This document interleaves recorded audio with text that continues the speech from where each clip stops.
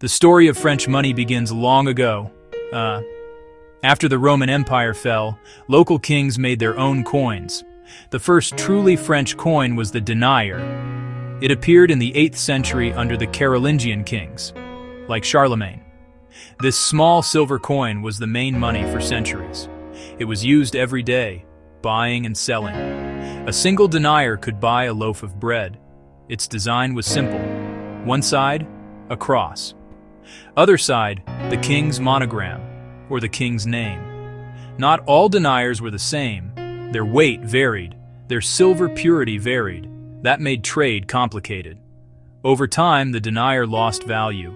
Kings reduced the silver in coins, often to pay for wars or for other royal expenses. By the 12th century, the denier was thin and tiny. Trade grew. People needed a larger coin. Merchants wanted more value. Nobles wanted more value. Small deniers weren't practical for big payments. That need set the stage for change. A new, larger silver coin was coming. In the 13th century, King Louis IX introduced it. It was called the gros tournois, the large coin of Tours. The gros was bigger and heavier than the denier. It had purer silver. 1 gros, 12 deniers. The gros was a hit. It eased trade across France. It spread into other parts of Europe. Merchants preferred the gros. Landowners preferred the gros. Fewer coins to carry. Practical for big deals. The gros helped the High Middle Ages French economy. Its design was more complex. It emphasized king and kingdom. One side showed a large cross. Around the edge, the king's name. For example, Ludovicus Rex. The other side, the city's symbol. The 14th century brought new challenges to France. The 100 Years' War against England was very expensive. Kings needed a way to make very large payments. They needed money to pay soldiers and buy supplies. Silver coins like the gros were not enough for these huge costs. This led to the creation of France's first major gold coins. The most important of these was the écu d'or, or gold shield. It was introduced in 1337 by King Philip VI. The coin got its name from the large shield, or écu. This shield was a powerful symbol of the French monarchy. The écu d'or was a high-value coin. It was not used by common people for daily shopping. Instead, it was the money of kings, nobles, wealthy international merchants. 1 gold écu was worth many silver gros coins. The coin's design was meant to show French power and wealth. Often a decorative cross appeared on the reverse, often surrounded by a floral pattern. The use of gold was a statement of prestige. It showed the French king was as powerful as any ruler in Europe. The ECU remained important for hundreds of years, in gold and later silver. A famous gold coin appeared during the war, the Franc à cheval. It was called the Franc à cheval, or Franc on horseback.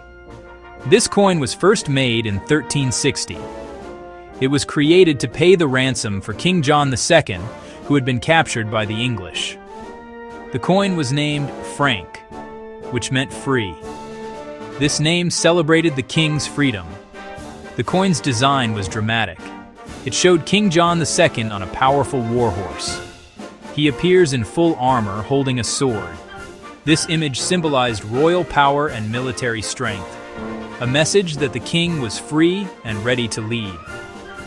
The Franc à cheval was a large, beautiful gold coin.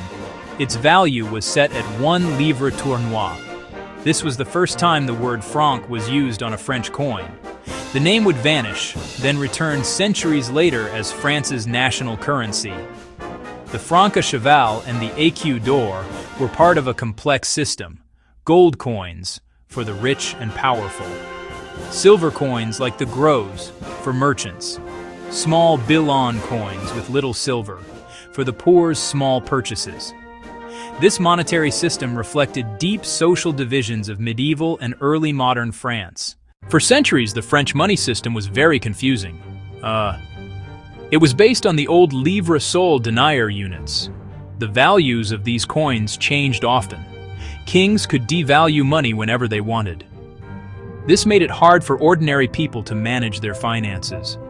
The French Revolution of 1789 brought a desire for radical change in all parts of life. This included money. The revolutionaries wanted a system that was logical, stable, and fair for everyone. They wanted to get rid of the old system that was tied to the king and the church. They decided to create a brand new currency based on reason and science. In 1795, the revolutionary government introduced the new French franc. This was a monumental change. The new franc was based on the decimal system. 1 franc was divided into 100 smaller parts called centimes. This made counting money and doing calculations much simpler than the old system of 12 deniers to a sol 20 sols to a livre. The value of the franc was fixed to a specific weight of silver. 1 franc was defined as 5 grams of 90% pure silver. This was done to create a stable currency that could not be easily manipulated by the government. The designs of the new revolutionary coins were also completely different. They removed all images of the king. Instead, they used symbols of the new French Republic. Liberté, égalité, fraternité. Common designs included Marianne, the female symbol of liberty wearing a Phrygian cap. Another famous design was the Hercules group. Hercules, 2 female figures, liberty, equality. These images were meant to teach the citizens about the values of the new republic. The coins were a form of propaganda in everyone's pocket. When Napoleon Bonaparte came to power, he kept the decimal franc system. He saw its practical advantages. However, he changed the designs of the coins to promote his own image. In 1803, he ordered that new coins be made with his portrait on them. Napoléon Empereur, République Française. He issued famous gold coins called Napoleons, value 20 francs. He also issued large silver 5-franc coins that were popular across Europe. Napoleon's military campaigns spread the use of the franc system to many other countries. Its logical decimal structure would be copied around the world. The 19th century was a period of relative stability for the French franc. The system established by Napoleon continued under later regimes.